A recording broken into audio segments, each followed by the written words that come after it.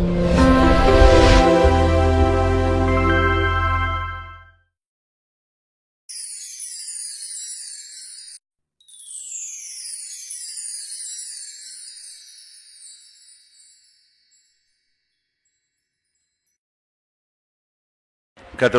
பரிசுத்த நாமத்துக்கு மகிமை உண்டாவதாக. Glory be to the holy name of the Lord. 2 Samuel 6ஆம் அதிகாரம் 11-12 வசனங்களை ஒரு விசை நாம் வாசிக்க கேட்கலாம். 2 Samuel chapter 6 verses 11 and 12.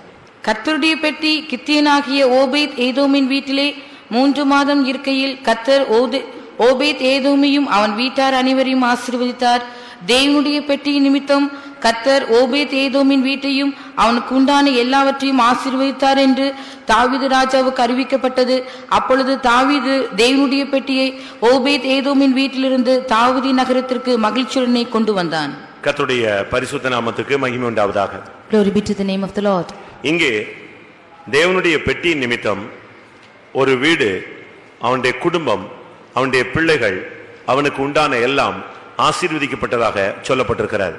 Here, because of the ark of the Lord, we see the blessing came upon a family, a man, and upon all his household. தேவனுடைய பெட்டி கொஞ்ச நாள், ஒரு 3 மாதம் அந்த ஓபேத் ஏதோம் என்கிற மனிதனுடைய வீட்டிலே அது தங்கி இருந்தது. It is for a few days of 3 months that the ark of the Lord was in the house of Obed-Edom. அந்த 3 மாதத்துக்குள்ளே அவனுடைய வீடு, அவனுக்கு உண்டான எல்லாம், அவனுடைய வீட்டார் அனைவரும் ஆசீர்வதிக்கப்பட்டார்கள். Within the 3 months, he and all his household members were all blessed. மனிதனுடைய வாழ்வின் அமைப்பு ஒரு குடும்ப அமைப்பு. A family appearance is what is found in the family life. உலகத்திலே கர்த்தர் மனிதனுக்கு வாழ்க்கையினுடைய அமைப்பை குடும்ப அமைப்பாக ஏற்படுத்தி வைத்திருக்கிறார். Lord has kept the form of a family in this world for a man. நாமும் கூட ஏதோ ஒரு குடும்பத்திலிருந்து தேவனால் தெரிந்து கொள்ளப்பட்டவர்கள். We have been chosen from some family or the other. இன்றைக்கு பல குடும்பங்கள் நிலைத்திருக்கிறது, பல குடும்பங்கள் சீரழிந்து போயிருக்கிறது. Many families have been stabilized into this day, but some families have been scattered. சில குடும்பங்கள் ஆசீர்வதிக்கப்படுகிறது, சில குடும்பங்கள் ஒன்றுமில்லாமல் அப்படியே அது நசிந்து போய்விடுகிறது. Some families have been blessed, but some families have been gone to worse place. ஒவ்வொரு மனிதனும் தன்னுடைய குடும்பம் நன்றாக இருக்க வேண்டும் என்பதிலே மிகவும் கவனமாக இருக்கிறான். Every person is very careful that he should be very loving in his family. சிலர் தங்களுடைய குடும்பத்துக்காக எவ்வளவோ முயற்சி எடுத்தும் சில குடும்பங்கள் முன்னேறாமலே அப்படியே பின்வாங்கி போய்விடுகிறது. Some of them take many efforts to make the family in a good state, but they are not able to progress. சில குடும்பங்கள் நன்றாய் வாழ்ந்த குடும்பங்கள் இன்றைக்கு அந்த அமைப்பு இல்லாமல் சிதைந்து போயிரு, சிதறி போன குடும்பங்களாக மாறி போயிருக்கிறது. Some families which were in a good state have now been scattered and come to nothing now. இங்கே நாம் பார்க்கும் பொழுது ஒரு குடும்பம் ஒரு வித்தியாசமான நிலவரத்திலே சாதாரண நிலையில் இருந்தது. ஆனால் கர்த்தருடைய பெட்டி அந்த குடும்பத்துக்குள் வந்த பொழுது அந்த குடும்பம் விசித்திரமான விதத்திலே, அதிசயமான விதத்திலே அது ஆசீர்வதிக்கப்பட்டது. We see a family out here which was under a curse, but in a magnificent way this family was blessed when that ark of the Lord came into death. அந்த பெட்டி அந்த வீட்டுக்கு வராத பட்சத்திலே அவர்கள் வருஷமெல்லாம் வாழ்நாளெல்லாம் அவர்கள் கடினமாக உழைத்துக் கொண்டே இருப்பார்கள். எந்த ஆசீர்வாதமும் இருந்திருக்க வாய்ப்பு இல்லை. ஆனால் கர்த்தருடைய பெட்டிக்கு தங்களுடைய வீட்டில் அவர்கள் இடம் கொடுத்த பொழுது அந்த வீடு செழிக்க ஆரம்பித்து விட்டது. When that ark of the Lord did not come into their house, they were in all the time under a lot of problems and lot of scarcities, but when that ark of the Lord came into their house, there was a lot of blessing. அந்த வீடு ஆசீர்வதிக்கப்பட்டது. That house was blessed. அந்த வீட்டார் அனைவரும் ஆசீர்வதிக்கப்பட்டார்கள். That household members were blessed. இந்த சத்தத்தை கேட்கிற நம்முடைய வீட்டார் ஆசீர்வதிக்கப்பட்டிருக்கிறார்களா? The people who are hearing these words are blessed now. ஒரு குடும்ப அமைப்பு என்று சொல்லும் பொழுது தாய், தகப்பன், பிள்ளைகள், சகோதர சகோதரிகள், இப்படி பலவிதமான அமைப்புகள், கிளைகள் இருக்கிறது. The family has many branches like the father, mother, brothers, sisters and so on. சில குடும்பங்கள்ல சொல்லுவாங்க, எங்க குடும்பங்கள் நாங்க 2 பேர் நல்லா இருக்கிறோம், 2 பேர் அவ்வளவு நல்லா இல்லைன்னு சொல்லுவாங்க. In some families, some of them will say the 2 of us in our family are in good state, but 2 of them are not. ஆனால் தேவனுடைய ஆசீர்வாதம் என்று சொல்லுவது எல்லாரும் வீட்டார் அனைவரும் ஆசீர்வதிக்கப்படுவது. But the blessing of the Lord means all the family members should be blessed. இப்படி பல குடும்பங்கள் ஆசீர்வதிக்கப்பட்டதை வேதம் சுட்டிக்காட்டி இருக்கும் பொழுது பல குடும்பங்கள் ஒன்றுமில்லாமல் போனதையும் வேதம் சுட்டிக்காட்டுகிறது. When the word of God is showing some families which have been blessed like this, some families have been also gone to a worse state. இன்றைய வேத பாடம் உன்னுடைய வீட்டாரின் நிலவரம் என்ன? Today's Bible study is, how is the state of your family? உன்னுடைய குடும்பத்தின் தற்போதைய நிலவரம் என்ன? What is the present situation of your family? ஏன் உன் குடும்பம் இப்படி மாறிவிட்டது? Why is it changed like this? இது மாற்றப்படுவதற்கு வாய்ப்பு இல்லையா? Is there no other occupation to be changed? இதைத்தான் நாம் இப்பொழுது விளங்கிக் கொள்ள போகிறோம். That is what we are going to understand now. வேதத்திலே நாம் பார்க்கும் பொழுது பல குடும்பங்கள் ஒன்றுமில்லாமல் போனதுக்கு பல சான்றுகள் சொல்லப்பட்டிருக்கிறது. We see as to many incidents which state that some families have gone to disaster. ஒரு மனிதனுடைய தவறினால அந்த குடும்பம் இல்லாவிட்டால் அவனுடைய சந்ததி இல்லாவிட்டால் தலைமுறைகள் பாதிக்கப்பட்டதை நாம் வேதத்திலே பார்க்க முடியும். We see in the word of God that because of one man's error, many of their descendants and their families have been affected. பிரியமானவர்களே, நீங்கள் யாராக இருந்தாலும் உங்களுடைய குடும்பத்தின் செழிப்புக்கு நீங்கள் காரணர்களாக இருக்க வேண்டுமே தவிர உங்களுடைய குடும்பத்தின் வீழ்ச்சிக்கு நீங்கள் காரணர்களாக இருக்கக்கூடாது. Dear beloved, whoever you might be the cause to the blessing of the family. You should not be the cause to curse them. நீ என்றைக்கோ செய்த தவறு என்றைக்கோ அது தன்னுடைய விலையை கொடுக்க ஆரம்பிக்கும். Someday you have erred in some way, but it will bring its work on some other day. இன்னைக்கு நாம் ஒரு காரியத்தை விதைக்கிறோம், என்றைக்கோ தான் நாம் அதை அறுக்கிறோம். We have sown one day, but some other day we are reaping it. ஆனால் உலகத்துல சொல்லுவாங்க, முற்பகல் நீ விதைத்தால் அது பிற்பகல் என்ன செய்யும், அது விளையும் சொல்லுவாங்க. In the world they used to say, if you are sowing it in the forenoon, it will give growth in the afternoon. சில காரியங்களுக்கு உடனடியாக பதிலை தேவனும் கூட கொடுத்து விடுகிறார். Sometimes the Lord gives his reply immediately. இன்னைக்கு பாதிக்கப்பட்ட சில குடும்பங்களை நாம் சிந்திக்க போகிறோம். Today we are going to consider about the families which have been affected. முதலாவது நாம் இப்பொழுது பார்த்தது ஒன்றுமில்லாமல் லோ ஸ்டேஜில் இருந்த ஒரு குடும்பம் கர்த்தருடைய பெட்டிக்கு இடம் கொடுத்தபடினால் அந்த வீடு முழுவதும் ஆசீர்வதிக்கப்பட்டது. We see that the family which was found in a very low state, this was blessed because they gave room for the ark of the Lord. அவங்களுக்கு இப்படி ஒரு வாய்ப்பு கிடைத்தது. They had a chance like this. அந்த வாய்ப்பை அவர்கள் பயன்படுத்திக் கொண்டார்கள். They made use of it like this. ஆனால் சில குடும்பங்கள்ல பாதிப்புகளே வாடிக்கையாக இருக்கிறது. But some of them, their effect is the only thing in their family. மத்தவங்கள மாதிரி தான் இவங்களும் பிரயாசப்படுறாங்க, எவ்வளவோ செய்றாங்க, ஆனா அந்த குடும்பம் முன்னேற்றமே இல்லையே. They are laboring hard like the others, but there is no progression in that family.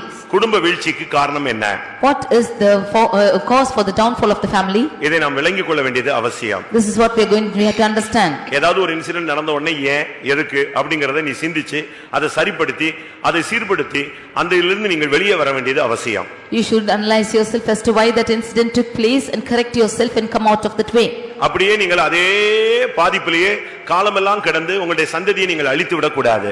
You should not abide in the same state and also lose the descendants. நான் ஒரு 10 இன்சிடென்ட் உங்கள் முன்பாக வைக்கிறேன். I explain to you 10 incidents.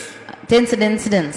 10 incident நிகழ்ச்சிகளை உங்கள் முன்பாக வைக்கிறேன். I place 10 incidents before you.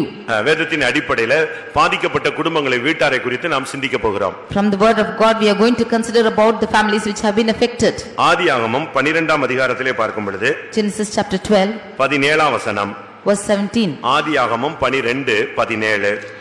ஆபிரகாமுடைய மனைவியாகிய சாராளின் நிமித்தம் கர்த்தர் பார்வோனையும் அவன் வீட்டாரையும் மகாவாதிகளால் வாதித்தார். இங்கே ஒரு குடும்பம் ஒரு வீட்டார் அனைவரும் மகாவாதைகளினால் வாதிக்கப்பட்டார்கள். Here we see a family which had been affected by great plagues. நான் ஒரு வீட்டை போய் பார்த்தேன். I went and saw a house. அந்த வீட்ல 4 பிள்ளைகள். There are 4 children in that family. 4 பிள்ளைகளுக்கும் கால்கள் வழங்காது. All the 4 children they were lame in their feet. எப்படி இருக்கும்னு நீங்க பாருங்க. See how it will be. யோசிச்சு பாருங்க. This thing can see. அந்த வீட்ல மொத்தமே 4 பிள்ளைங்க, 4 பிள்ளைகளுக்கு 2 கால் வழங்காது. There are totally 4 children in that family. All the 4 they were lame in their feet. அந்த குடும்பம் எப்படி செழிக்கும் நீங்க யோசிச்சு பாருங்க. See how that family will flourish. அவங்களுக்கு பணம் இருக்கலாம். They will have money. வீடுகள் இருக்கலாம். They have houses. வசதி வாய்ப்புகள் இருக்கலாம். They have all the facilities. ஆனா 4 பிள்ளைகளுக்கு என்ன கிடையாது? காலே கிடையாது. But all the 4 children had no feet. எப்படி இருக்குன்னு பாருங்க. See how it would be. பிரியமானவர்களே, இதெல்லாமே ஏதோ ஒரு சாபத்தினுடைய பாதிப்புகள். These are all the reason for a curse. இன்னொரு இடத்துல நம்முடைய விசுவாசி வீட்டை ஒன்றை பார்த்தேன். On the other hand, I saw another family. அந்த வீட்ல ஒரு பையனும் ஒரு பொண்ணு மட்டும் தான் நல்லா இருப்பாங்க. In that house only one girl and one boy is in right state. அதுக்கு அடுத்து எல்லா பிள்ளைகளுக்கும் கால்கள் இல்ல கைகள் சூம்பி போயிருக்கும். All the other families, all the other children, they had something in their hands or on their feet. அந்த குடும்பம் எவ்வளவு வேதனைப்படும் நீங்க யோசிச்சு பாருங்க. See how that family will be burdened. இங்கே நாம் பார்க்கும் பொழுது பார்வோனுடைய வீட்டாரை கர்த்தர் மகாவாதைகளால் வாதித்தார். Here we see the house of Pharaoh was affected by great plagues. அந்த முழு குடும்பத்துக்கும் ஒரு பெரிய வேதனையும் வாதிப்பும் உண்டானது. There was a great effect to that family and great plagues. அந்த வீட்டாருக்கு அதனுடைய பிரச்சனைகளுடைய தீவிரம் தெரியாது. They do not know the reason for that problem in that family. ஆனால் பார்வோனுக்கு அது விளங்கி கொண்டது. But Pharaoh could understand it. ஒரு பெண்ணை தவறான நோக்கத்திலே அவன் இடைபட அவனை அழைத்த பொழுது இந்த பிரச்சனை அவனுடைய குடும்பத்தை சந்தித்தது. When he was dealing with a girl in a wrong way, this problem faced his family. நம்முடைய ஜீவியத்துல தவறான நோக்கம் வரும் பொழுது நம்முடைய வீடு முழுவதுமே வாதைகளுக்கு இடம் கொடுக்கப்பட்டு விடுகிறது. If there is a wrong intention, then our whole house is being given to plagues. நீங்கள் நினைக்கலாம் நாம் பாவம் செய்யவில்லை என்று சொல்லலாம். You might say that you have not sinned. அது பழைய ஏற்பாட்டிலனா கையும் மையுமாய் பிடிபட்டால் தான் அந்த பாவம் நிரூபிக்கப்படும். In the Old Testament, only if they have been caught red-handed, that sin will be accused. வேதம் சொல்லுகிறது தீய நோக்கம் எல்லாமே பாவம். But the word of God says every wrong thought is a sin. ஆபிரகாமுடைய மனைவியாகிய சாராயை அந்த பார்வோன் தவறான நோக்கத்தோடு தன்னுடைய அரண்மனைக்கு கொண்டு போய் விட்டான். This Pharaoh took Abraham's wife Sarah with the wrong intention to his palace. அவன் எந்த விதத்திலும் அவளை பாவத்துக்கு உட்படுத்தவில்லை. And he wanted to indulge her into sin by some means. ஆனால் இவனுடைய நோக்கத்தை அறிந்த கர்த்தர் உடனடியாக ஜட்ஜ்மென்ட்டை தொடங்கி விட்டார். But understanding the intention of him, immediately the Lord sent his judgment. தவறான நோக்கத்தின் நிமித்தம் தான் அந்த குடும்பம் அன்றைக்கு மகாவாதைக்குள்ளே கடந்து போனது. Only because of the wrong intentions, that family went into a great plague. எப்பொழுதெல்லாம் நம்முடைய சிந்தையிலே தவறான எண்ணங்களும் நோக்கங்களும் வருகிறதோ அப்பொழுதெல்லாம் நாம் நம்முடைய வீட்டாருடைய வாதைக்கு காரணமாக மாறிவிடுகிறோம். Whenever we have wrong thoughts or wrong intentions, we are the cause for the plagues in our family. உன்னுடைய வீட்டாரின் நிலவரம் என்ன? What is the state of your family? யாராவது வாதைகளிலே வாதிக்கப்படுகிறார்களா? Is there anybody caught with plagues? நீங்க என்ன நினைப்பீங்க தெரியுமா? What do you think is? அவங்க பாவம் செய்த ஆத்மா தான் சாகும், அவன் தான் என்னவோ தப்பு பண்ணிட்டான் அப்படி நீங்க நினைக்கிறீங்க. You think that the soul which has sinned alone will die because he has sinned, he is having the thing. தாவீது தேவனுடைய ஜனத்தை எண்ணும்படியாக அவன் ஆலோசனை சொன்னான். David gave a counsel to count the people. தேவ ஜனத்தை எண்ணுவது தவறு. Counting the people of God is wrong. அப்படி அவன் எண்ணுவதானால் அவன் பலி செலுத்தி இருக்க வேண்டும். If he has to count, then he has to offer an offering. அதுக்கு செலுத்த வேண்டிய காணிக்கையை செலுத்தி அவன் எண்ணி இருக்க வேண்டும். Only after sacrificing an offering he should count the people. அப்படி செய்யாத பட்சத்தில் ஜனங்களில் अनेகர் இறந்து போனார்கள். If not, many of them died in that state.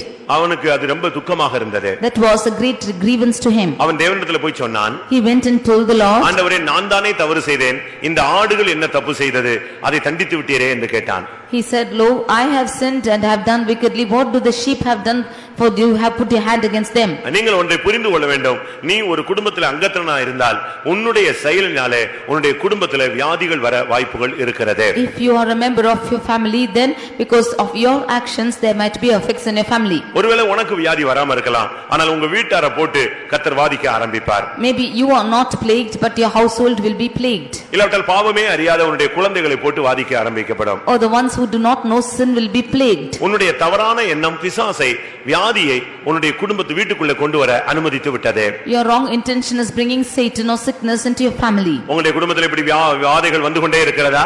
Is plagues coming into your family? ஒரு ஆள் விட்டா ஒரு ஆள் இந்த ஷிஃப்ட் போல மாத்திக்கிட்டே இருப்பாங்க. Is there a shift cause in your house? அம்மா கொஞ்ச நாள் வியாதியா இருப்பாங்க, அடுத்து அக்கா வியாதி, அடுத்து தம்பி வியாதி, கொஞ்ச நாள் கழிச்சு திருப்பி அம்மா வியாதி. இப்படியே இருந்தா அது வந்து பெர்மனன்ட் ஹாஸ்பிடல் மாதிரி ஆயிடும் வீடு. The mother will be sick, or the brother will be sick, or the sister will be sick.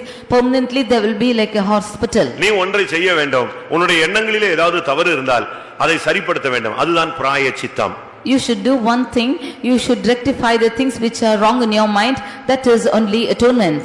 உன்னுடைய எண்ணத்தை நீ சரிப்படுத்தினால் தான் இந்த வியாதிக்கு ஒரு முற்றுப்புள்ளி வைக்கப்படும். Only when you rectify your thoughts, there will be a full stop to this disease. அதனால நீங்க பிசாசு அது இது நீங்க சொல்லலாம், ஆனா தேவன் அதை அனுமதித்ததுக்கு காரணம் உன்னுடைய தவறான எண்ணங்கள். You might say it is Satan or some other cause, but the reason why God has admitted is because of your wrong thoughts. ஆதியாகமம் 20ஆம் அதிகாரத்தை பார்க்கும் பொழுது, when we read Genesis chapter 20, அங்கே நாம் பார்க்கும் பொழுது அங்கே என்ன சொல்லி இருக்கிறது?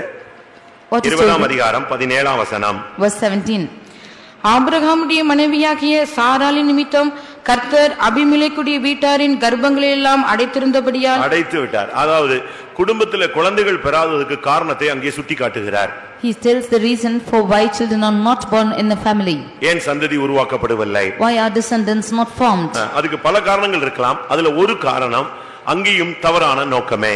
There were many reasons, but one thing was wrong intention. அடுத்தவன் மனைவியை நாம் சிந்திக்கவே கூடாது. Should not think about another man's wife. பிறனுடைய பொருளை இச்சியாதிருப்பாயாக என்று சொன்ன அதே கர்த்தர் பிறனுடைய மனைவியையும் இச்சியாதிருப்பாயாக என்று தெளிவாக சொல்லி இருக்கிறார். The Lord said, lust not after other things, is also saying, lust not after other's wife. பிறனுடைய மனைவியோ பிறனுடைய புருஷனையோ நாம் இச்சிக்கும் பொழுது நம்முடைய குடும்பங்களிலே இந்த கற்ப தடை உண்டாகிறது. When we lust after another wife or another husband, then there is a cause like this.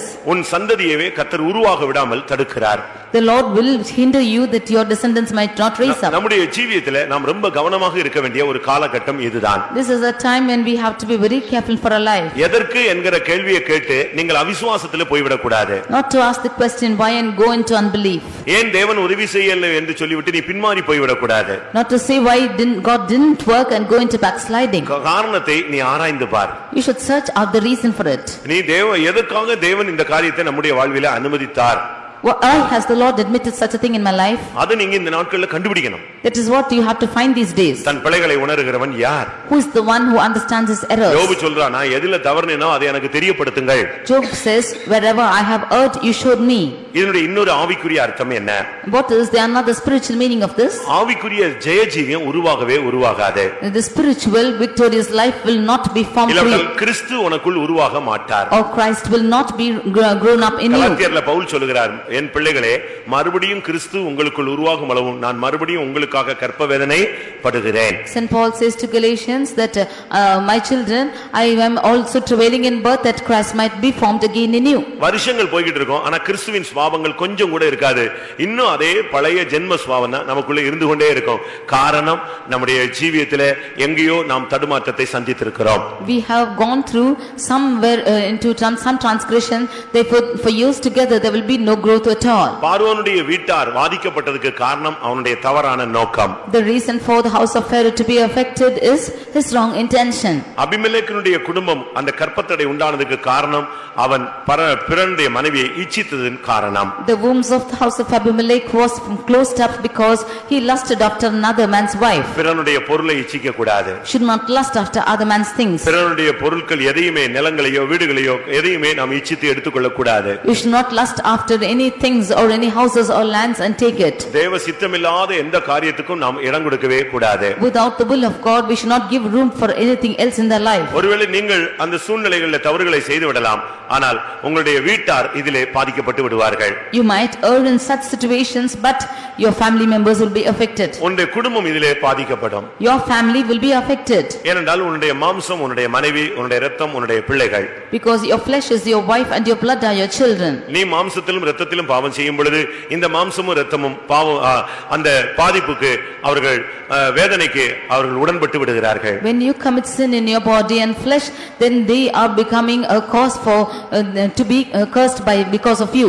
அந்த தவறான நோக்கத்தை நீ எடுத்துக்காத பட்சத்திலே வாதை நீங்காது. If you do not rectify the wrong intention from you, then that plague will not go. இந்த பிறனுடைய மனைவியை எடுத்துக்கொண்ட இடத்திலே கர்த்தர் சொல்கிறார், ஆபிரகாம் உனக்காக ஜெபம் பண்ணுவான், ஜெபம் பண்ணினால் உனக்கு மன்னிப்பு கிடைக்கும் என்று அந்த அபிமெலேக்கிடத்திலே கர்த்தர் சொல்லுகிறார். Unto Abimelech the Lord says, Abraham will pray for you and then you will be healed. உன்னுடைய வாழ்க்கையிலே இதுதான் பிராயச்சித்தம். This is the atonement in your life. ஒரு சரியான ஜெபம் தான் உனக்கு இதுக்கு ஒரு விடுதலையை கொண்டு வர முடியும். A right prayer alone can bring you deliverance for this. உங்களுடைய வீட்டின் நிலவரம் என்ன? What is the state of your house? உங்களுடைய பிள்ளைகள், உங்களுடைய தாய் தகப்பனுடைய நிலவரம் என்ன?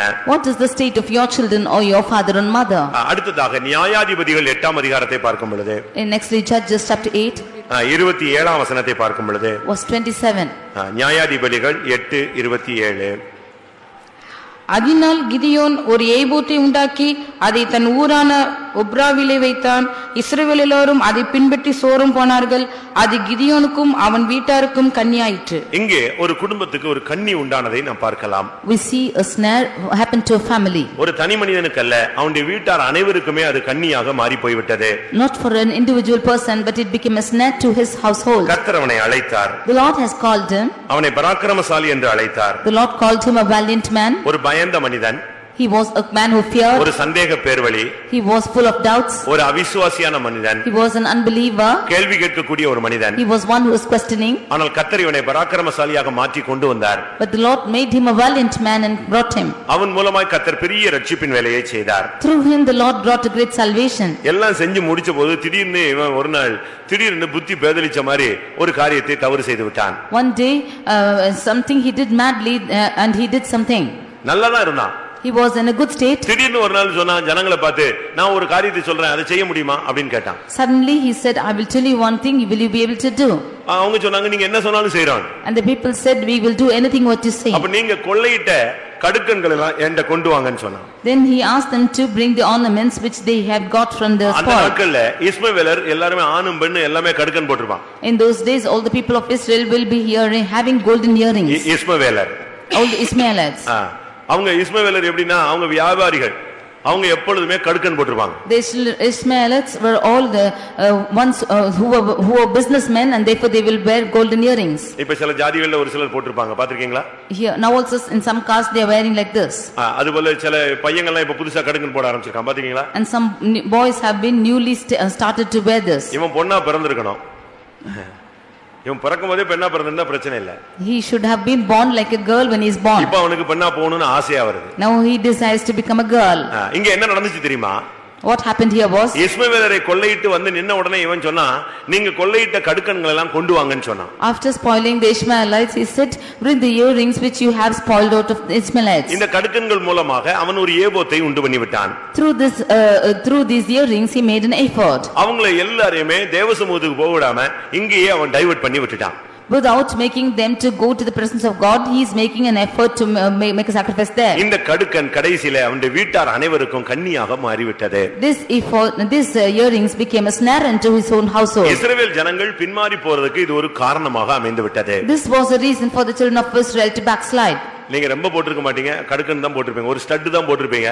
ஆனா அது உனக்கு நித்திய ஜீவனுக்கு அது ஒரு கன்னியாக மாறும். You might not have worn anything else except for a stud that will lose your eternal life. ஒரு சின்ன ஒரு கடுக்கன் கூட உன்னுடைய வாழ்க்கையில இருக்க கூடாது. Even a small earring, it should not be found in your life. அது ஒரு சின்ன கடுக்கன் தான், ஆனா உன்னுடைய குடும்பத்துக்கு அது ஒரு கன்னியாக மாறிவிடும். It's a small earring but it's become a snare to your family. இன்னொரு விதத்துல சொல்லும் பொழுது, if you tell in another words, சின்ன தவறு தான், ஆனா உன்னுடைய குடும்பத்துக்கு அது ஒரு கன்னியாக மாறிவிடும். A small mistake will become a snare to your household. ஒரு பெரிய திரள் கூட்டம் இஸ்ரவேல் ஜனங்கள் அதை பின்பற்றி சோரம் போனார்கள். Multitude of people of Israel went following after it and went warring. கர்த்தர் சொல்றார், இது இவனுடைய வீட்டாருக்கு கன்னியாக மாறிவிட்டது. Then the Lord said, this became a snare to the household of him. உன் குடும்பத்துக்கு நீ கன்னி வச்சிட்டு செத்து போய்ட்டா என்ன பிரயோஜனம்? If you alone are keeping a snare for your family, what's the use? நம்ம பறவைக்கு கன்னி வைக்கலாம், அதே கன்னில நம்ம காலை வச்சிட்டா we can keep a snare for the birds, but if we are keeping our feet in that same snare, அதுபோலதான் it's the same. நாம் இன்னைக்கு अनेகர் நம்முடைய குடும்பத்துக்கு கன்னி வச்சிட்டு போயிரோம். Now many of us are placing the snare to our families. உங்களுடைய பிள்ளைகளுக்கு நீங்க கன்னி வச்சிர கூடாது. You should not keep snare for your children. உங்களுடைய குடும்பத்துக்கு உங்களுடைய வீட்டாருக்கு நீங்க ஒரு கன்னியை வச்சிட்டு போயிர கூடாது. You should not keep the snare for you or your household. அது நீ வெட்டின குழியில உன் குடும்பம் விழுந்துட்டே இருக்கும். At the same time this family will be going on through it. நீங்கள் அப்படிப்பட்ட தவறுகளை செய்து விட கூடாது. You should not make such errors. நீங்க சொல்லலாம் ஒரு கடுக்கன் தான், அது கடுக்கன் தான், ஆனா உன் வீட்டாருக்கு அது ஒரு என்னது, ஒரு பெரிய கன்னி. You might think that it's a small earring, but it's a great snare to that family. சின்ன காரியமானாலும் அது உன் பிள்ளைகளுக்கும் உனக்கும் ஆவிக்குரிய ஜீவிதத்துல ஒரு பெரிய கன்னியாக மாறி உன்னை ஒரு நிர்பந்தமான நிலவரத்துக்கு தள்ளி கொண்டு போய்விடும். Even if it is a small state, then it will take you to a larger state in your spiritual life and take you to the state of despair. திரும்பி உன் பிள்ளைங்க அதுல சிக்கிக் கொள்வாங்க. Again your child will be caught into it. அதனுடைய பிள்ளைகள் அதுல சிக்கிக் கொள்வாங்க. Or their children will be caught into it. இப்படி ஒவ்வொருத்தரா அதுல கண்ணில சிக்கிக்கொண்டே போவாங்க. Like this, one by the other will be caught into the snare. தவறுகளுக்கு நம்ம இடமே கொடுக்க கூடாது. We should never give room for errors. சின்ன காரியன்னு கூட நீங்க ரொம்ப கவனமா இருக்கணும். For a small mistake you should be very careful. சின்ன பிள்ளைகளிலேயே நீங்க நல்லா அவங்களை உடுத்தி நல்லா வளர்த்து நல்ல அழகா கொண்டு வரணும். Even as small children you should correct them and bring them in a beautiful manner. நீங்க அவுரங்கசீப் படிச்சிருக்கீங்களா? முகலாய மன்னர் அவுரங்கசீப் படிச்சிருக்கீங்களா? Have you read about Aurangzeb? தெரியுமா உங்களுக்கு? சரித்திரத்துல படிச்சிருப்பீங்க. In your history you would have learned it. ஒரு நாள் அவன் தர்பார்ல உட்கார்ந்து இருக்கும் பொழுது, one day he was sitting in the darbar அவனுடைய மகள் உள்ளே வந்தாளாம். and his daughter came. உள்ள வந்துட்டா. She came inside. தர்பார் நடந்துட்டு இருக்கும்போது உள்ள வந்தாச்சு. And she came into the darbar. அவ வந்தது அவனுக்கு ஒரு பிரச்சனை இல்ல. And that was not a problem to him. அவ உள்ள வந்த உடனே எல்லாரும் அவளையே பார்த்தாங்க. When she came in, all of them were gazing at her. அவங்க பார்த்த பார்வை இவனுக்கு தகப்பனுக்கு தாங்க முடியல. The way they looked at him, he could not stand. ஏன் தெரியுமா? The reason is, அவ போட்டிருந்த Dress அப்படி போட்டிருந்தா. her dress was in such a style. Style இல்ல, டிரான்ஸ்பரண்டா ஒரு Dress போட்டுட்டு உள்ள வந்துட்டா. She was wearing a transparent dress and came inside. இவ போட்டிருந்த Dress பார்த்துட்டு அவனுக்கு கண்ட்ரோலே பண்ண முடியல. ஏண்டா இப்படி ஒரு Dress போட்டுட்டு இவ தர்பாருக்குள்ள அரசவைக்குள்ள வந்துட்டாளே, என்ன பண்றது? He could not stand because she came inside with such a dress into the darbar. அத அவனால சகிக்கவே முடியல. He could not bear it. எல்லாரும் முன்னால இப்படி வந்து அசிங்கப்படுத்திட்டாளே. She put me to shame before the others like this. ஏன்னா முஸ்லிம்ஸ் வந்து ரொம்ப Dress விஷயத்துல ரொம்ப கவனிப்பா இருப்பாங்க. Because the Muslims will be very careful regarding their dressing. என்ன நடந்துச்சு தெரியுமா? Do you know what happened? அப்படியே நிலவரத்தை சூழ்நிலையை சமாளிச்சிட்டு he managed the situation at the same state. அவளை அனுப்பிட்டு minister கூப்பிட்டானா. He sent her out and called the minister. அருமையான Dress செஞ்சிருக்கானே, அவனை நான் பார்க்கணுமேன்னு சொன்னான். He said, one person who has made this beautiful dress, I want to see him. அருமையான, என் தேசத்துல இப்படி ஒரு கலைஞன் இருக்கான். In our place there is such an artist. இவனை கொண்டு வான்னு சொன்னான். Bring him here. எல்லாரும் என்ன நினைச்சாங்க தெரியுமா? அவனுக்கு பிரைஸ் கொடுப்பாங்கன்னு. All thought that he will be rewarded. அவன் வந்த உடனே சொன்னானா, இவனை கொண்டு போய் 2 பெருவிரலையும் துண்டா எடுத்துருன்னு சொன்னான். Immediately he said, you take him and take away both his forefingers. இனிமேல் தேசத்துல இப்படி ஒரு Dress வெனிச்சே கூடாது. ஏன் பிள்ளை இல்ல, எந்த பொண்ணும் இந்த Dress போடக்கூடாது. இப்படி ஒரு Dress செய்றவன் கை 2 பெருவிரலை எடுத்துரு, அவன் நெசவே அடிக்க கூடாது, பாவ அடிக்கவே கூடாது சாகர வரைக்கும் சொன்னான்.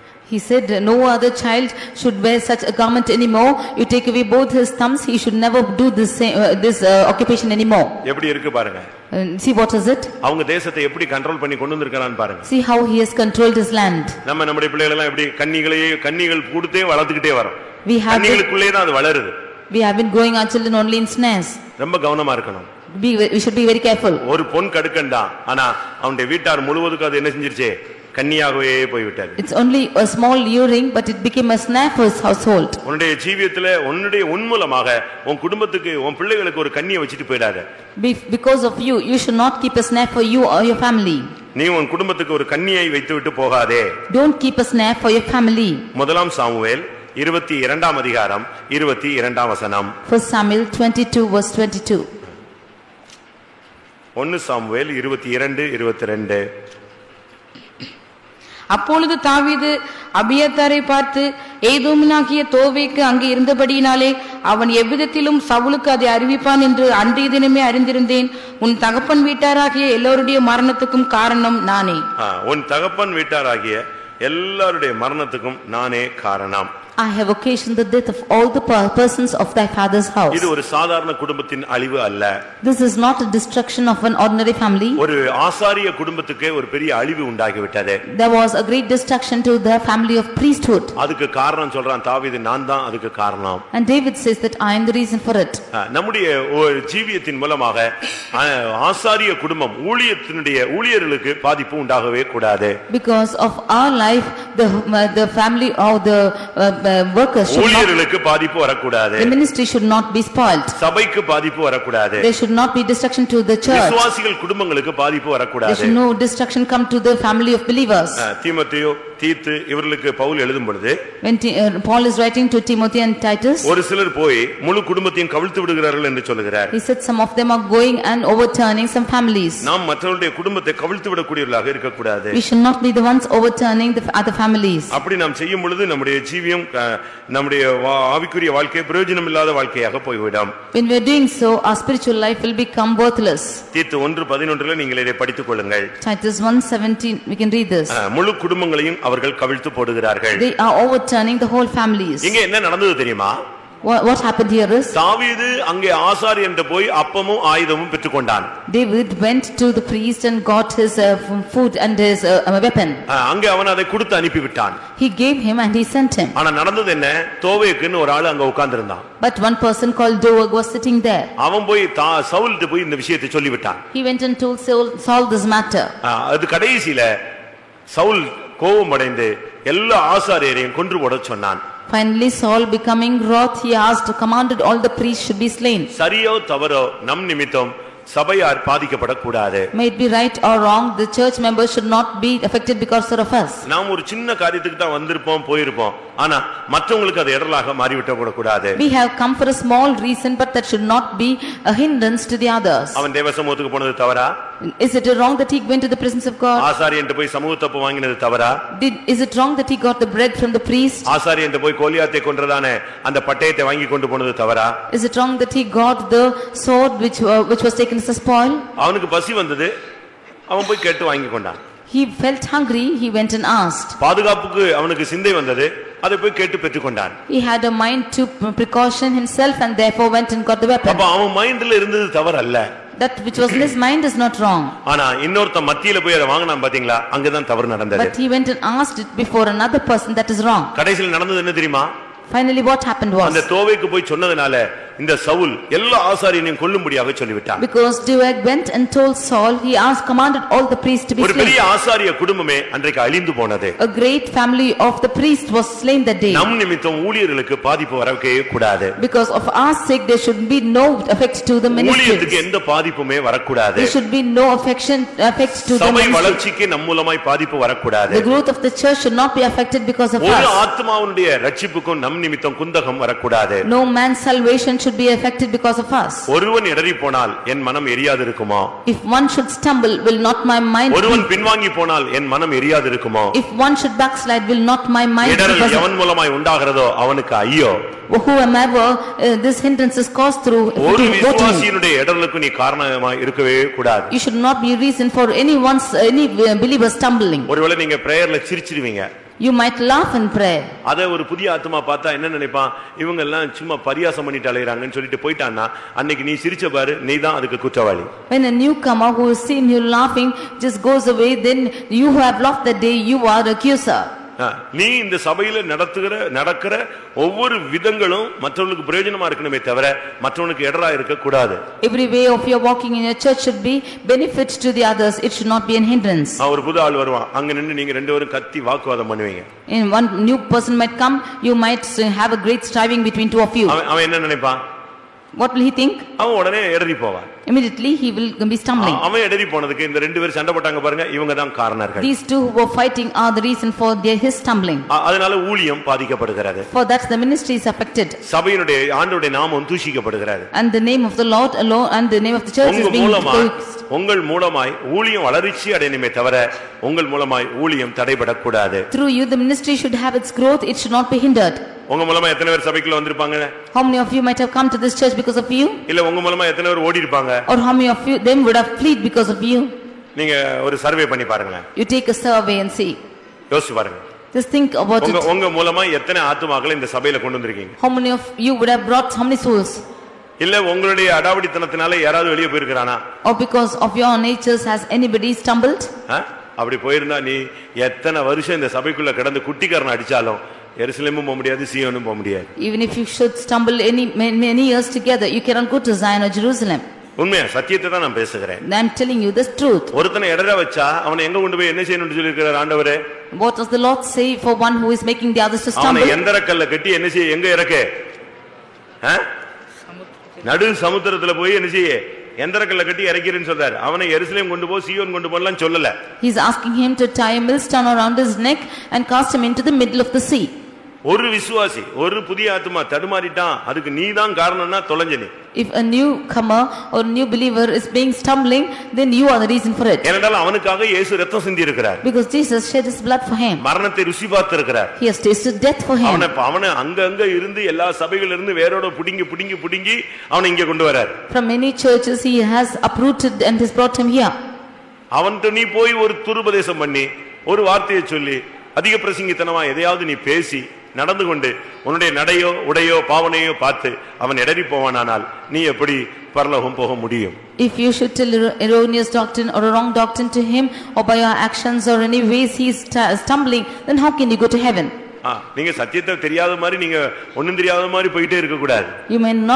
You should not go in the way that you do not know the truth. ஒரு ஆத்மா இடறச்சுன்னா நீ போ, அவன் வீட்டுல போய் அவனை கூட்டுவா. If one should stumble, go to his house and bring him back. நான் நடந்து கொண்ட விதம் தவறு.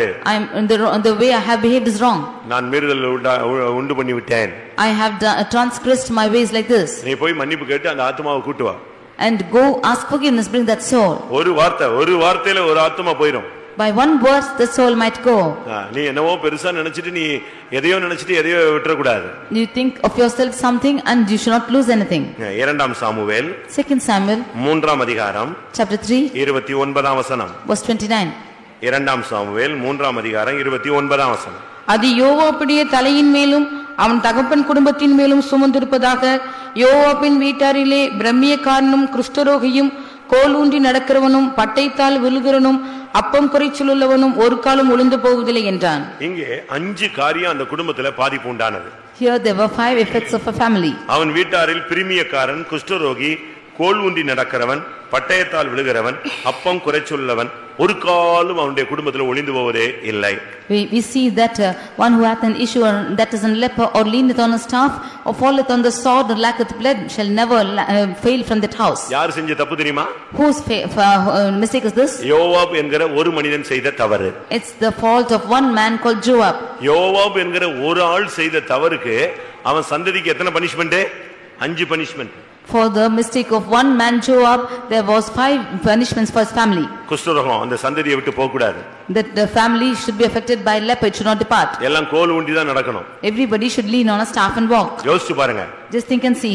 பட்டயத்தினால் விழுவான். He will fall on a sword. அப்பம் குறைச்சல் ஒண்ணுமே கிடைக்காது. And he will lack bread.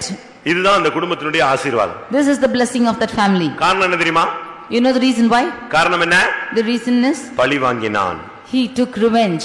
பழி வாங்குதல் எனக்குரியதுன்னு கர்த்தர் சொல்லி இருக்கிறார். For God says revenge is mine. நானே பதில் செய்வேன் கர்த்தர் சொல்லி இருக்கிறார். And he said that I will count upon it. நீ பழி வாங்குனேன்னா உன் குடும்பத்திலே உன் சந்ததி நீ போயிடுவே, செத்து போயிடுவே. ஆனா உன் சந்ததி 5 விதமான பாதிப்புகளுக்குள்ள போய் அந்த குடும்பம் சீரழிஞ்சு போய்டும். If you should encounter that revenge, then your family will go into that effect and become disasters. ரொம்ப கவனமாக இருக்கணும். Should be very careful in this. யோவாப் ஒரு பராக்கிரமசாலி. Joab was a warrior. ஒரு தளபதி அவன். He was a captain அவன். He was a captain of host. அவ்வளவு பெரிய வல்லமை உள்ள ஒரு ஆளு, ஆனா ஒரு சின்ன காரியத்துல பழி வாங்கிட்டான். He was such a great person but took a revenge in a small matter. அவனுக்கு அந்த பழி வாங்குற சுபாவம் அவனை விட்டு போகவே இல்ல. His vengeance spirit did not go out of him. சமயம் கிடைக்கும்போது பழி வாங்கிடுவான். When time comes he will take revenge. என் சகோதரனே அப்படினு சொல்லி தோள்ல கையை போட்டு இடுப்புல எறிஞ்சிட்டான், கத்திய குத்திட்டான். He put his hands upon and saying, my brother went and pierced him through the sword. சகோதரனே அவன் ஏமாந்துட்டான். இவனுக்கு அது ஒரு வாய்ப்பா அமைஞ்சு அவனை கொன்னுட்டான். When he called him brother, he was very deceived and he killed him. ஆனா நடந்தது என்ன தெரியுமா? But what happened was அவனுடைய குடும்பத்துக்கு பெரிய சாபமாயிடுச்சு. It became a curse to his family. இந்த விஷயத்துல நீங்க ரொம்ப கவனமா இருக்கணும். Should be very careful in this matter. பழி வாங்குதல் விஷயத்தை கத்தட்ட விடுங்க. The vengeances of the Lord. புதிய ஏற்பாட்டில இருக்கு, பழைய ஏற்பாட்டில இருக்கு. பழி வாங்குதல் எனக்குரியது, நானே பதில் செய்வேன், நீ செய்யாதன்னு சொல்ற. He says vengeance is mine and I will repay, you should not do it. நீ செஞ்சிட்டேனா கர்த்தர் செய்ய மாட்டாரு. If you are revenging then the Lord will not do it. அதனால இந்த விஷயத்துல நீங்க பழி வாங்குற விஷயத்துல நீங்க கடைபிடிக்கவே கூடாது. If in the case of taking revenge you should not follow. அது கடைசில உன் வீட்ல எல்லாரும் கம்பு வச்சு தான் நடக்க வேண்டியிருக்கும். Finally everybody will keep the staff in their house and walk. கோல் ஊன்றி நடக்கிறவன் யாரு? Who is the one who is taking the staff and walking? குருடன் கோல் ஊன்றி நடப்பான்.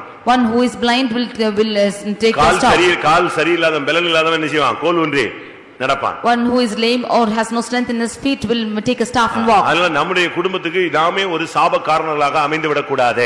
Therefore we ourselves should not be the cause of a curse to the family. தவறான நோக்கங்களை நம்ம விட்டு அகற்ற வேண்டும். We should take away wrong imaginations. பொருளை இச்சிப்பதை நாம் அகற்ற வேண்டும். We should take away the lusting of others' properties. கடுக்கன்களை விட்டுவிட வேண்டும். சின்ன தவறுகளை விட்டுவிட வேண்டும். We should leave the earrings, even small mistakes. நாம் ஊழியர்களுடைய ஊழியத்தினுடைய பாதிப்புக்கு காரணமாய் மாறிவிட கூடாது. We should not be the reason for the effect of the ministers or the ministry. அடுத்து பழி வாங்குற சுபாவம் நமக்குள்ள இருந்தால் நாமே நம்முடைய குடும்பத்துக்கு நாம் ஒரு கேடாக சாபக்கேடாக மாறி விடுவோம். If we have the spirit of vengeance then we ourselves will become a curse to our family. இரண்டாம் சாமுவேல் 2 Samuel 21:1 பார்க்கும் பொழுது chapter 21 verse 1 அங்கே ஒரு ஓயாத பஞ்சம் வந்ததாக நாம் அறிகிறோம். We see that a famine which was lasting took place. தாவீதின் நாட்களில் 3 வருஷம் ஓயாத பஞ்சம் உண்டாயிருந்தது. அப்பொழுது தாவீது கர்த்தருடைய சமூகத்தில் விசாரித்தான். கர்த்தர் கிபியோனை கொன்று போட்ட சவுலுக்காகவும் இரத்தப்பிரியரான அவன் வீட்டாருக்காகவும் இது உண்டாயிற்று என்றார். சவுல் செத்து போயிட்டாரு. Saul was dead. ஆனா அவனுடைய குடும்பத்தின் நிமித்தம், சவுலுடைய தவறின் நிமித்தம் ஒரு பெரிய பஞ்சம் உண்டாகிவிட்டது. But because of the error of Saul, there was a great famine. எப்படி இருக்குன்னு பாத்தீங்களா? See how it is? Saul செத்து போயாச்சு. Saul is dead and gone. அவன் செஞ்ச தப்பு நிமித்தம் தேசத்துல ஒரு பெரிய ஓயாத பஞ்சம். But because of the mistake he did, there was a great famine. ஏன் சபையில எழுப்புதல் இல்ல? Why is there is no revival in the church? டிசைனா பிரசங்கம் பண்றோம், ஆனாலும் எழுப்புதல் இல்லையே. We are preaching in different designs but no revival. நல்ல பாடல்கள் எல்லாம் புதுசா பாடுறாங்க. They are singing new songs. Music எல்லாம் நல்லா தான் போடுறாங்க. And music is all in good manner. பிரசங்கம் நல்லா தான் இருக்கு. Message is also good. ஆனா திரும்பவும் சபையில எழுப்புதல் இல்லையே. But again there is no revival in the church. காரணம் என்ன? The reason for this is நம்முடைய ஜீவியத்தில் உள்ளதான சுபாவங்கள் குணங்கள் மாறாததுதான். Because the natures in our life is not changed. முழு இஸ்ரவேல் தேசத்திலும் ஓயாத பஞ்சம். The whole of the Israelites there was famine. ஒரு வருஷம் அல்ல, 2 வருஷம் அல்ல, ஓயாத 3 வருஷம் பஞ்சம். Not 1 or 2 years, for 3 years continually there was famine. எத்தனையோ வருஷமானது பஞ்சம். காரணம் என்ன தெரியுமா? ஆத்தும ரட்சிப்பே கிடையாது. For years together there is famine, there is no souls at all. அவன் போய் கர்த்தருடைய சமூகத்துல விசாரிச்சான், ஏன் சுவாமி இப்படி பஞ்சம் விடாம இருக்குன்னு கேட்டான். When he went and inquired of the Lord why such a famine, சவுலுடைய குடும்பத்தார் நிமித்தம் இப்படி வந்துருச்சுன்னு சொன்னார். he said it is because of the family of Saul it came. அவன் இரத்தப்பிரியனாக மாறிவிட்டான். He became a bloody man. இரத்தப்பிரியனாக தாவீது மாறி போன பொழுது, இல்லாட்ட இரத்தம் அதிகமாக சிந்தின பொழுது தாவீதினாலே தேவனுடைய ஆலயத்தை கட்டி எழுப்ப முடியவில்லை. When David became a bloody person and when he shed a lot of blood, he could not build the temple of God. எப்பொழுது நாம் இரத்தப்பிரியர்களாய் மாறுகிறோமோ அப்பொழுது சபையிலே எழுப்புதல் ஒண்ணுமில்லாமல் போய்விடும். Whenever we become a bloody person, then there will be no revival in the church. ஆத்துமாக்களே வராது. Souls will never come. எழுப்புதலே உண்டாகாது. There will be no revival at all. அது காரணம் சவுலுடைய சுபாவம். This is the character of Saul. சவுலுடைய ஆவியை அழிக்காத பட்சத்துல சபையில பஞ்சம் இருந்துகிட்டே இருக்கும். Except you destroy the character of Saul, there will be famine in the church. 2 சாமுவேல்ல 21ல 5ஆம் வசனத்துல 3ஆம் வசனத்துல அவன் கேக்குறான், நான் செய்ய வேண்டிய பிராயச்சித்தம் என்ன? 2 Samuel chapter 21 verse 3, he asked as to what shall I do for this? இந்த பஞ்சத்தை நிவர்த்தி செய்ய நான் என்ன பிராயச்சித்தம் செய்ய வேண்டும்? He asked as to what atonement shall I make for this famine to be over? எழுப்புதல் தடைபடுவதற்கு நான் என்ன செய்ய வேண்டும்? For this famine to be stopped, what shall I do? ஆத்துமர்கள் ரட்சிக்கப்படாமல் இருக்கிறார்களே, அதுக்கு நான் என்ன பிராயச்சித்தம் செய்ய வேண்டும்? The souls are not being saved, what shall I do for that? சபையில உள்ள ஜனங்கள் என்ன செய்யணும் தெரியுமா? What should the people of the church do? சவுலுடைய 7 சுபாவங்களை நம்ம விட்டு நீக்க வேண்டும். We should remove away 5 natures of Saul. அங்கே சவுலுடைய குடும்பத்தாரை அழித்தால் இது முடிந்துவிடும் என்று கர்த்தர் பேச ஆரம்பித்தார். The Lord began to speak that if you should destroy the household of Saul, then all this thing will be over. உடனே அவன் தேடி பார்த்தான், 7 பேர் இருந்தார்கள். He searched and saw there were 7 men in the உடனே house. தாவீது என்ன செய்தான் தெரியுமா? அந்த 7 பேரையும் அவன் கொண்டு வந்து கொன்று போட்டான். Immediately David went and hanged up all of them. அந்த 7 பேரை அழிச்ச உடனே அந்த பஞ்சம் நின்று போய்விட்டது. When all the 7 were destroyed, this famine was stopped. எப்படி இருக்குன்னு பாருங்க. See how is this? எழுப்புதலுக்கு நீங்களும் எழுப்புதல் தடையாகிறதுக்கு நீங்களும் நானும் தான் காரணம். For the hindrance of revival in the church, you and I are the reasons. இன்னும் நமக்குள்ளே மறைந்திருக்கிற சவுலுடைய 7 தன்மைகள் இருக்கலாம். There are still 7 natures within Saul which is hidden in us. இன்னும் கர்த்தருக்கு பிரியமில்லாத பல சுபாவங்கள் நமக்குள்ள இருக்கலாம். There might be characters which are still not pleasing to the Lord in us. அவைகள் என்ன என்று நீ பார்த்து நீ அதை ஆவியினாலே இந்த சரீரத்தின் நீ அழிக்க வேண்டும். You search it as to what it is and by the Spirit of the Lord destroy the works of the flesh. இல்லனா இந்த இருக்கிற ஜனங்களை வச்சிட்டு அப்படியே தேய்பிறை மாதிரி சபை போய்க்கிட்டே இருக்கும். Or you should or the church going on the same state as it is. புரியுமா? உங்களுக்கு தெரியுதா தேய்பிறைன்னு தெரியுமா? வளர்பிறை தேய்பிறைம்பாங்க. இந்த நிலா மூன் ஒரு கட்டத்துல வளர்ற மாதிரி இருக்கும், ஒரு கட்டத்துல நெஞ்சிட்டே இருக்கும். 15 நாளுக்கு வளரும், 15 நாளுக்கு தேயும். We see that the moon is growing up for 15 days and is lessening for the 15 days.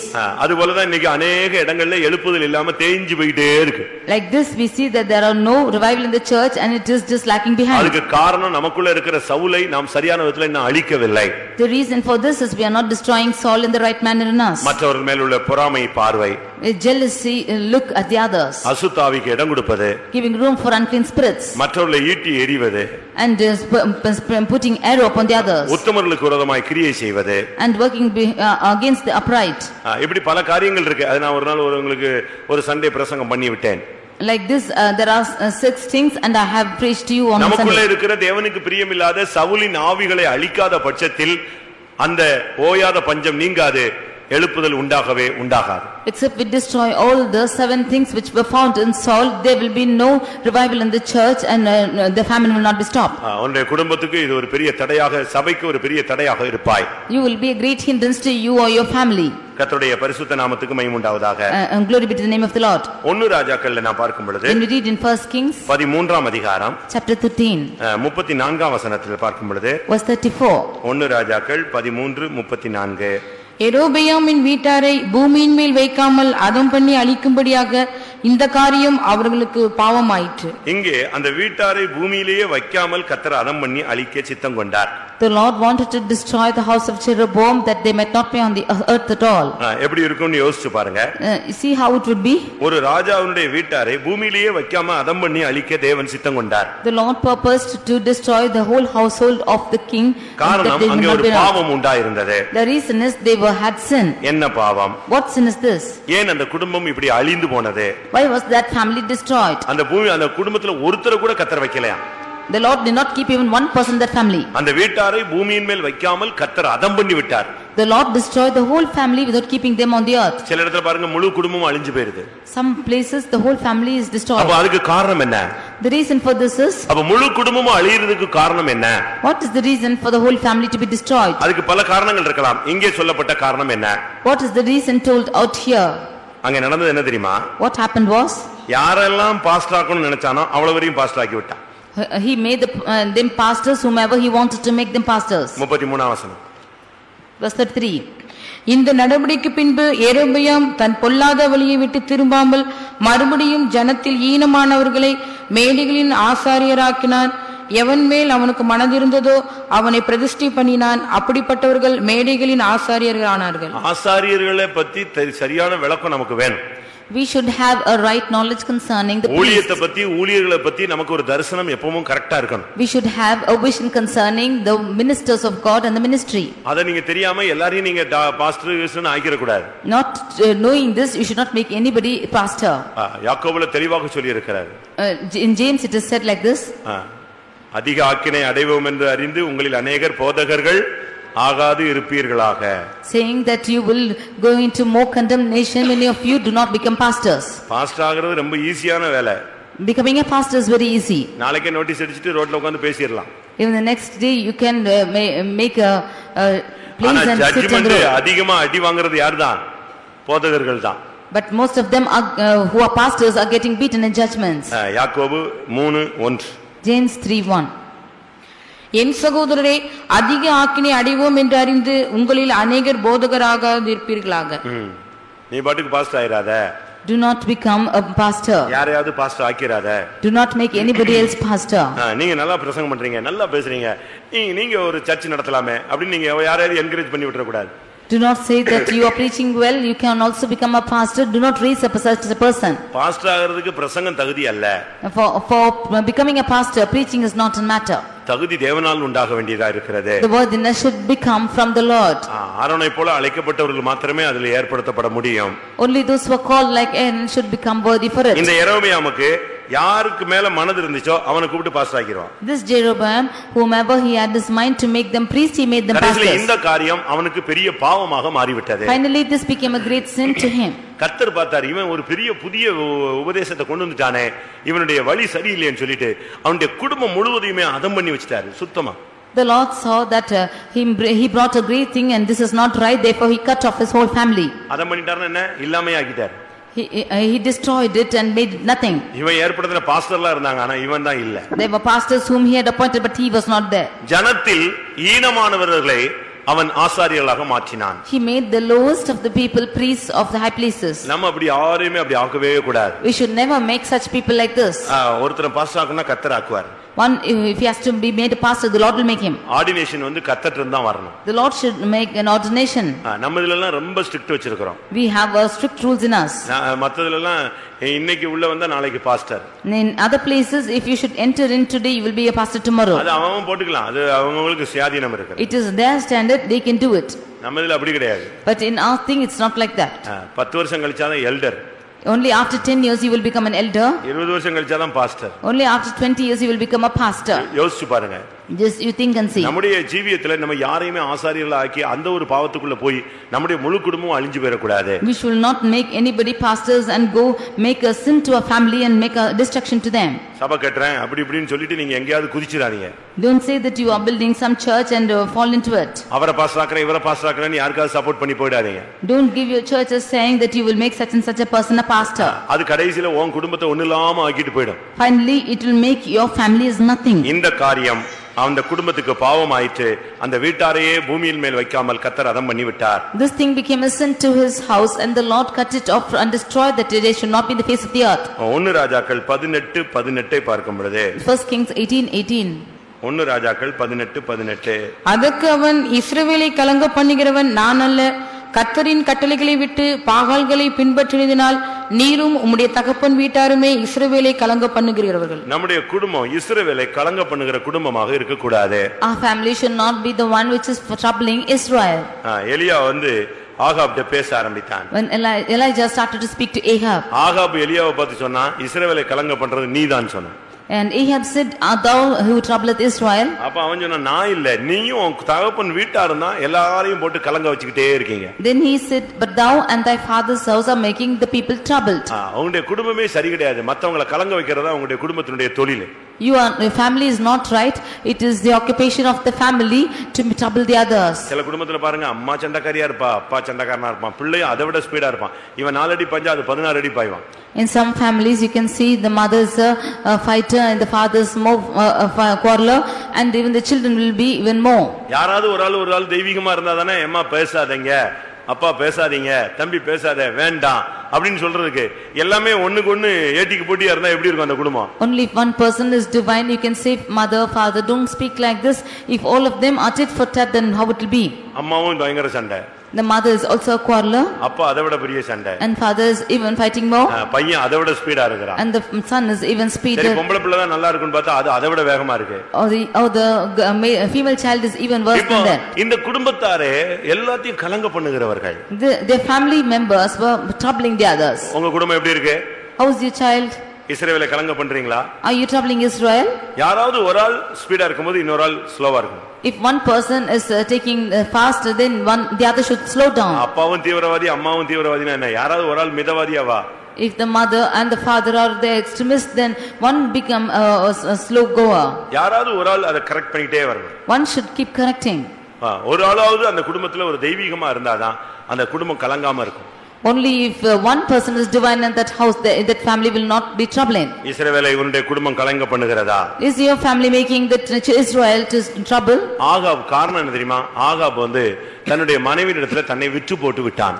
The reason was Ahab sold himself to his wife. கர்த்தர் சொன்னாலாம் செய்ய மாட்டான், வைஃப் சொன்னா அப்படியே செய்வான். He will not do what the Lord commands, but what his wife commands he'll do. உட்கார்னா உட்கார்ந்துருவான். If he is asking her to மனைவியிடத்துல விற்று போட்ட Ahab என்று பைபிள் சொல்லுகிறது. We see that the word of God says that Ahab who sold himself to his wife. Actually இவன் புருஷனா இல்ல, இவன் மனைவியா தான் அந்த வீட்ல உட்கார்ந்திருந்தான். He was not to be a husband, he should have been a wife. நம்முடைய ஜீவியத்துல நம்ம மற்றவங்ககிட்ட விட்டு போட கூடாது. In our lives we should not sell ourselves to others. அப்படி நம்ம குடும்பம் இருந்துச்சுன்னு சொன்னா நம்முடைய வீட்டாரே மற்றவர்களை கலங்க பண்ணக்கூடிய குடும்பமாய் மாறி விடுவோம். If our family is in such a state, we will be the ones who are troubling the others. சில குடும்பங்கள்லாம் பாருங்க, குடும்பமா திருடுவாங்க. Some families will be troubling as a whole. குடும்பமா சண்டை போடுவாங்க. As a whole family they will fight. குடும்பமா பொய் பேசுவாங்க. As a whole family they will lie. ஒரு இடத்துல ஒரு திருடனை பிடிக்கிறதுக்காக கால் தடத்தை பார்த்தாங்க. In one place, in order to catch a thief, they sought for the footprints. ரெண்டு பேரும் வந்து திருடிட்டு போயிட்டாங்க. And two of them came, stole and went. விரட்டுனாங்க, பிடிக்கிறதுக்கு பார்த்தாங்க, ரெண்டு பேரும் ஓடியே போயிட்டாங்க. They wanted to catch them, but both of them fled. இவ்வளவு டெக்னிக்கலா திருடிட்டு போறாங்களே, அவங்க கால் தடம் எப்படின்னு போய் பார்க்க போனா ஒரு கால் தடத்துல மெட்டி இருந்துச்சாம். If they saw as to who stole and went, they saw a chain in that feet. கால்கள்ல பெண்கள் விரல்கள் என்ன செய்வாங்க, ஒரு வளைய மாதிரி போட்டு அலைவாங்க. They saw the ring which is in the feet of a girl. அப்பதான் தெரிஞ்சது வந்ததுல இன்னொரு ஆள் யாரு, திருட வந்ததுல யாரு, ஒருத்த ஆம்பளை இன்னொன்னு என்னது பொம்பளை. Only then they found that both of them who came to rob away things, one was a male and the other female. நீங்க யோசிச்சு பாருங்க. Just think and see. ஒரு இடத்துல ஒரு குரூப் பையங்க தவறு செஞ்சாங்கன்னு பிடிச்சாங்க. In one place a group of boys were caught because they committed something. அதுல ரெண்டு பேரும் அண்ணன் தம்பி. And two of them were brothers. ரெண்டு பேருமே குடிச்சிருக்கான். சின்ன பையங்க ரெண்டு பேருமே குடிச்சிருக்கான். ரெண்டு பேருமே பாவத்துல ஒத்து போயிட்டே இருக்கான். Two of them were drunk and both of them were caught because both of them went into sin. ஒரு அடக்காரனுக்கு நான் போயிருந்தேன். I went for a funeral service. அவங்க அம்மா அப்பா ரட்சிக்கப்படாதவங்க. Their father and mother were not saved. அடக்காரன முடிஞ்சிருச்சு. And that funeral service was over. பெட்டியை தூக்கலாமான்னு சொன்னா இல்ல அம்மா அப்பா வரணும் அப்படினாங்க. And when we asked whether we can take the box, they said father and mother should come. நான் சொன்னேன் வரும்போது உட்கார்ந்தாங்களே நான் பாத்துறேனே ரெண்டு பேருக்கு விஷ் பண்ணனே அம்மா அப்பா உட்கார்ந்திருந்தாங்களே இவங்க தான் அம்மான்னு சொன்னாங்களே இவ்வளவு நேரம் இருந்தாங்களே எங்க போய்ட்டாங்கன்னு. I said both of them are mother and father who were sitting there when I came in, where are they now? அவங்க துக்கத்துல போயிட்டு வர்றான் இப்போ வந்துருவாங்கன்னு சொன்னாங்க. They said in grief they had gone, they will come back. என்னன்னு பார்த்தா ரெண்டும் சாராய கடையில போய் சாராயம் குடிச்சிட்டு ரெண்டும் ரிச்சால வந்து இறங்குது. Both of them went to the arak shop, got themselves drunk and come back. எப்படி அம்மாவும் அப்பாவும் இங்க அடக்காரன்ல இருந்துட்டு ரொம்ப துக்கம் தாழ முடியலையா ரெண்டும் சேர்ந்து போய் நிஞ்சிட்டு வருது குடிச்சிட்டு வருது. எப்படி இருக்கும் அந்த குடும்பம்? In the funeral service they could not bear the grief, therefore both of them went to drink. And how was that family? நீங்க யோசிச்சு பாருங்க உங்களுடைய குடும்பத்தை நீங்க எப்படி கட்டி எழுப்புறீங்க. See how you are building your family. உட்கார்ந்து 3 மணி நேரமும் புருஷனும் மனைவி பிள்ளைகள் எல்லாம் உட்கார்ந்து அந்த மோசமான படத்தை அருமையா உட்கார்ந்து பாக்குறாங்க. குடும்பம் எப்படி இருக்கும்னு யோசிச்சு பாருங்க. The husband, wife and children are watching the film which is very erroneous, and see how that family will be. யோசிச்சு பாருங்க. Just think and see. நெகேமியா 1ஆம் அதிகாரம் 3ஆம் வசனம் இல்லாவிட்டால் 6ஆம் வசனத்தை பார்க்கும் 3ஆம் வசனத்தை பார்க்கும் பொழுது Nehemiah 1:3. அதற்கு அவர்கள் சிறையிருப்பில் மீந்திருக்கிறவர்கள் அந்த தேசத்திலே மகா தீங்கையும் நிந்தையும் அனுபவிக்கிறார்கள். எருசலேமின் அலங்கம் இடிபட்டதும் அதன் வாசல்கள் அக்னியால் சுட்டரிக்கப்பட்டதுமாய் கிடக்கிறது என்றார்கள். அங்கே அவங்க சொல்றாங்க பாருங்க மகா நிந்தையும் தீங்கையும் நாங்கள் அனுபவிக்கிறோம். They said that we have gone through a great affliction and reproach. அதுக்கு காரணம் என்ன சொல்றாங்க தெரியுமா? The reason for that is 1:6ல கடைசியில நானும் என் தகப்பன் வீட்டாரும் பாவம் செய்தோம். First chapter verse 6 we see that I and my father's house have sinned. குடும்பமா பாவம் செய்யும் பொழுது நிந்தைகளும் துக்கங்களும் வந்து விடுகிறது. When you as a family commit sin, then you will get a reproach and affliction. உங்களுடைய குடும்பம் முழுவதும் பாவம் செய்கிறதா? Is your whole family committing sin? அப்ப அந்த குடும்பத்துக்கு விமோசனம் என்ன? Then what's the reason for that thing? அந்த குடும்பம் முழுவதும் பாவம் செஞ்சா அதனுடைய பிரதிபலன் என்ன தெரியுமா? What is the reward if the whole family is committing sin? மகா தீங்கு மகா நிந்தை. It will become a great affliction and great reproach. நீங்க குடும்பமா பாவம் செய்யும் பொழுது நிந்தையை தான் நீங்க அனுபவிக்க வேண்டியிருக்கும். When you as a family commit sin, you should go through reproach. கர்த்தருடைய பரிசுத்த நாமத்துக்கு மகிமை உண்டாவதாக. Glory be to the holy name of the Lord. கடைசியாக Lastly, சில குடும்பங்களுக்கு பட்டயங்கள் வந்து விடுகிறது. some of their houses they have sword. திடீர் பாதிப்புகள், And sudden திடீர் மரணங்கள், sudden deaths, சடிதியான நஷ்டங்கள், and sudden loss. திடீர்னு அந்த பட்டயம் வந்து விடுகிறது. Suddenly that sword is coming. Amos 7ஆம் அதிகாரம் Amos 7 chapter 9ஆம் வசனத்திலே பார்க்கும் பொழுது verse 9. யெரொபெயாமுடைய வீட்டாருக்கு மேல் பட்டயத்தை எழும்ப பண்ணுவேன். I will cause the sword to come upon the house of Jeroboam. வாசிங்க. ஈசாக்கின் மேடைகள் பாலும் இஸ்ரவேலின் பரிசுத்த ஸ்தலங்கள் அவாந்தரமாக்கப்படும். நான் யெரொபெயாம் வீட்டாருக்கு விரோதமாய் பட்டயத்தோடு எழும்பி வருவேன் என்றார். கர்த்தரே சொல்றார் நான் இந்த குடும்பத்துக்கு விரோதமா பட்டயத்தோடு எழும்பி வருவேன். The Lord says that I will come with the sword to the house of சில Jeroboam. குடும்பங்களுக்கு விரோதமா கர்த்தரே எழும்பி வருகிறார். Against some families the Lord himself comes. உன்னுடைய ஜீவியத்துல நீ கர்த்தருக்கு எதிரியாக நீ நிக்க கூடாது. You should not keep anything contrary to the Lord in your life. கர்த்தர் வந்து ரொம்ப ஜட்ஜ்மென்ட்ல ரொம்ப கரெக்ட்டா இருக்கிறார். The Lord is very accurate in his judgments. அங்கே அதுக்கு மேல நீங்க படிச்சு பாத்தீங்கன்னா When you should read above, தூக்குநூல் பிரமாணத்தின்மால் கட்டப்பட்ட ஒரு மதிலின் மேல் கர்த்தர் நின்றார். the Lord stood upon the set line of plumb line. எது மேல போய் கர்த்தர் நிக்கறாரா? Where does the Lord stand? தூக்குநூல் பிரமாணத்தின்படி கட்டப்பட்ட அந்த மதில் மேல கர்த்தர் போய் நின்னாராம். The Lord stood upon a wall made by a plumb line. அவர் சொல்றாரு நீ என்னத்தை காண்கிறாய்? And he asked, what says thou? நான் தூக்குநூலை காண்கிறேன். He said, a plumb line. இதோ நான் என் ஜனத்தின் நடுவே தூக்குநூலை விடுவேன், இனி மன்னிக்கவே மாட்டேன். Then he said, behold, I will set a plumb line in the midst of my people, I will not pass them. இப்ப தூக்குநூலை விட்டு பார்த்தா யெரொபெயாமுடைய வீடு தூக்குநூலுக்கு படி என்ன செய்யல, கட்டப்படல. When he is setting the plumb line, the house of Jeroboam is built upon it. எப்படி இருக்கும்? See how it is. தூக்குநூல் பிரமாணத்தின்படி கட்டப்படலனா வீடு எப்படி இருக்கும்? If that house is not built according to the plumb line, how it is? இஷ்டத்துக்கு டிசைனா இருக்கும். It will be on its own designs. அதனால தான் அவர் சொல்றாரு இந்த இஷ்டத்துக்கு ஜன்னுடைய ஜீவியத்தை கட்டி எழுப்புனா அவனுக்கு ஜட்ஜ்மென்ட் உண்டாகும். The Lord says, if you should build up your house in according to your own plan, there will be judgment. பிரமாணத்தின்படி கட்டினா அதுக்கு பிரதிபலன் கிடைக்கும். Only if you build it according to the law, you have கிறிஸ்தவ reward. வாழ்க்கை பிரமாணத்துக்கு உட்பட்டது. The Christian life is within the laws. பிரியமானவர்களே, உங்களுடைய வீட்டாருடைய நிலவரம் என்ன? Dear beloved, how is the state of your family? உங்களுடைய குடும்பம் வாதையினால் தாக்கப்பட்டிருக்கிறதா? Is your family affected by plagues? கற்பம் அடைபட்டு போயிருக்கிறதா?